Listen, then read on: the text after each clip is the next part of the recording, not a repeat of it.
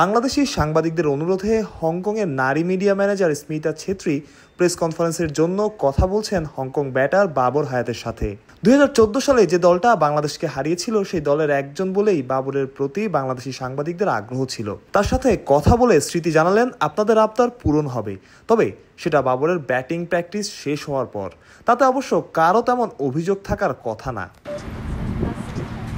স্মৃতির সাথে মূলত সবাইকে পরিচয় করিয়ে দিয়েছেন এশিয়ান ক্রিকেট কাউন্সিলের মিডিয়া ম্যানেজার ফয়সাল খোকার।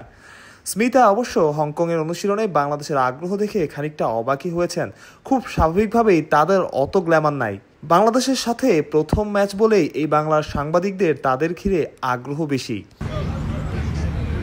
স্মিতা পরে বুঝতে পেরেছেন আগ্রহের কারণ যতটা না ম্যাচ ততটা কিংবা তার চাইতে বেশি 2014 টি-20 বিশ্বকাপে হংকংয়ের বাংলাদেশকে হারানোর ঘটনা।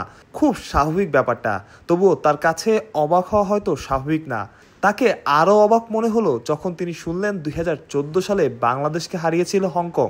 অনেক দিন আগের ঘটনা, তাই না?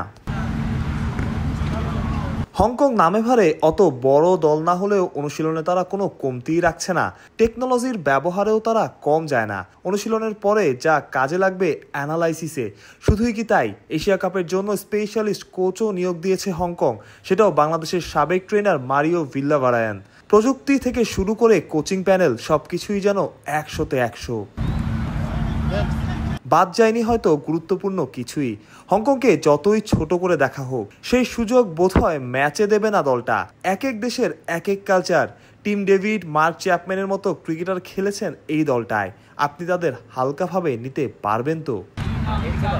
সংযুক্ত আরব আমিরাত থেকে মাহরুজ প্রত্যয়, বিডি ক্রিক টাইম।